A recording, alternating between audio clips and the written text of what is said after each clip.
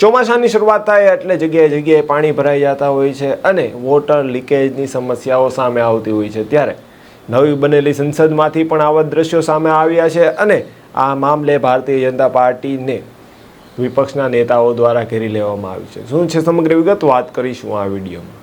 વૈષ્ણવજન તો તેને કહીએ જે પીડ પરાઈ જાનાને રે। નમસ્કાર, નવજીવન ન્યૂઝમાં આપનું સ્વાગત છે। હું છું આપની સાથે ભાર્ગવ મકવાણા।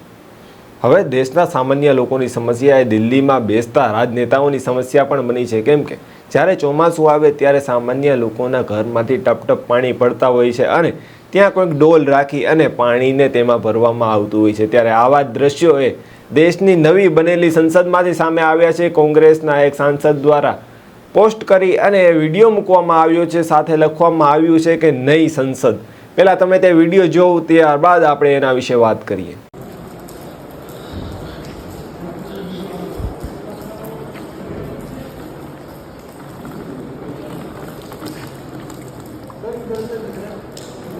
तुम लोग मत आ जाओ यार इसमें।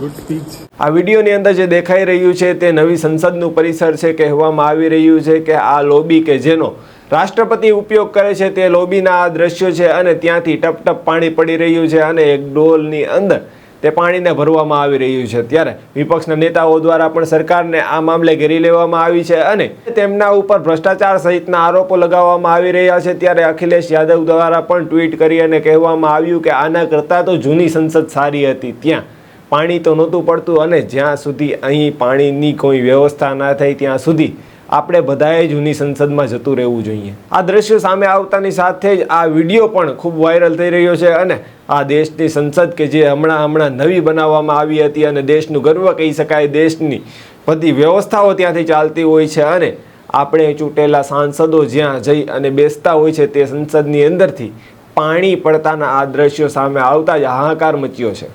હાલ સુધી સમાચારોમાં બસ આટલું જ। જો આપને આવા જ સમાચારો અને અહેવાલો પસંદ આવતા હોય તો નવજીવન ન્યૂઝની આ ચેનલને લાઇક, સબસ્ક્રાઇબ અને શેર કરવાનું ભૂલશો નહીં। નમસ્કાર। વૈષ્ણવજન તો તેને કહીએ જે પીડ પરાઈ